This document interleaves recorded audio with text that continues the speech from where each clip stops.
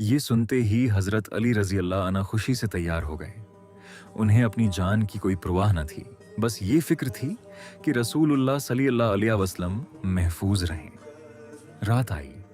हजरत अली रजी अल्लाह अन्हु रसूल अल्लाह सल्लल्लाहु अलैहि वसल्लम के बस्तर पर लेट गए और आप सल्लल्लाहु अलैहि वसल्लम की सब्ज चादर ओढ़ ली।